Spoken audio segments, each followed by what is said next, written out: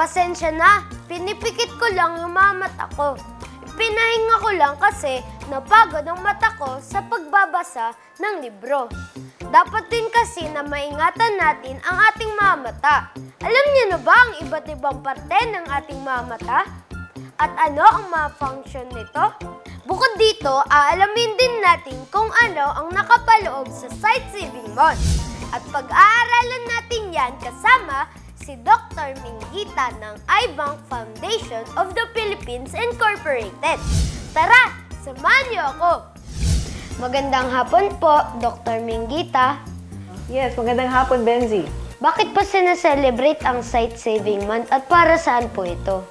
Alam mo, ang Sight Saving Month ay naging celebration noong panahon pa ni President Magsaysay. No, gumawa siya ng presidential decree na every August ay gugunitain natin ang Sight Saving Month para mapaalala sa mga tao ang kahalagahan ng sight o ng paningin. Ma-remind tayo lahat ng tao kung ano ang mga sakit sa mata na dapat iwasan, na pwedeng iwasan at tamang pangangalaga ng mata. Yun ang dahilan kasi napakahalaga ng mata. Kasi alam mo ba na 85% ng ating natututunan ay galing sa mata natin. Kaya yun ang Sight Saving Month. Ano-ano po ang mga activity na ginagawa sa buong buwan? Isa sa mga activity, yung mga media, gaya nito, ay nag-guest ang maraming doktor sa mata sa mga iba't ibang mga programa para ipaliwanag ang mga sakit sa mata, paano natin mapapangalagaan ang ating mata. Tapos may mga free clinics, mga medical missions, operations sa iba't ibang mga ospital, pribado at pampubliko. At DOH din ay gumagawa ng mga activities. Sometimes nagsisimula ito sa paglalagay ng wreath sa monumento ni Jose Rizal. Kasi si Jose Rizal, ang ating national hero, ay isang doktor sa mata or ophthalmologist. Tapos may press con, pinag-uusapan ng DOH ang pinakamadalas na mga dahilan kung bakit nabubulag ang mga tao, anong mga pinakamalaking problema sa mata, sa bayan. Ano po ang iba't ibang parte ng mata? So, ang mata, actually, kung titingnan mo, ito yung front, no? Ito yung side view. Ang pinakaharap ng mata dito, pag bukas mo ng iyong talukap or eyelid, makikita mo, ito yung cornea. Itong pinakaharap ng mata. Dapat ito very clear, parang crystal, di ba? At perfect ang shape. Kunyari, ito ay masugatan. Kunyari, natamaan ka ng lapis.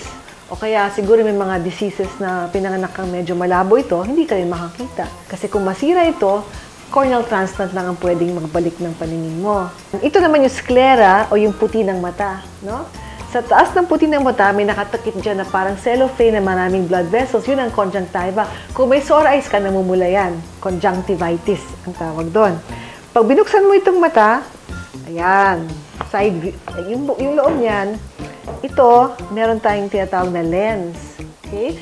Para makakita na mabuti, yung ilaw ng mga bagay sa labas ay pupasok dito, ay focus ng cornea at ng lens para bumaksak siya sa retina. Kunyari, yung focusing mo ay hindi maganda, ang ilaw ay hindi babaksak dito, babaksak siya dito sa harap, ang tawag sa nearsighted. Kung dito sa likod, farsighted. Malabong mata, kailangan mo ng salamin. Ito ang nagiging katarata. Namumuti ang lens ng mata, ito yon. Kailangan operahan. Ito naman yung nerve na tinatawag na nerve ng mata. Nanggagaling ito sa utak. From the eye, pupunta yung mga impulses, pupunta sa brain. Tapos from the brain, babalik sa mata para makakita ang tao. Ito naman, yung mga muscles. May muscle dito, may muscle doon, may muscle sa taas, may muscle. Yung mga muscles natin, kailangan pantay sila or else ang labas mo duling o banlag. Pwede natin ayusin yan, operahan yan, kunyari naduduling o nababanlag yung tao. Maraming salamat po, Dr. Minggita. Walang anuman. Ayan, kids, pahalagahan natin ang ating mga mata. Maswerte tayo dahil binigyan tayo ng mga matang ipinangkikita natin sa mga bagay na nasa paligid natin at lalong-lalo na ang mga bagay na nilikha ng Diyos. Nakikita natin ang ganda ng paligid, ang mukha ng ating mga magulang at marami pang iba. Kaya nararapat na ito'y ating ingatan at gamitin ito sa tama dahil may ganitong sinasabi sa Biblia sa Kawikaan 22:12. Ang mga mata ng Panginoon ay nag-iingat sa maalam, ngunit kanyang ibinabagsak ang mga salita ng taksil. Alam niyo bang may mga iba't ibang injury na maaaring makuha sa mata? At yan ay ating pag-aaralan bukas kung lolobin ng Diyos. Hanggang sa muli, dito lang sa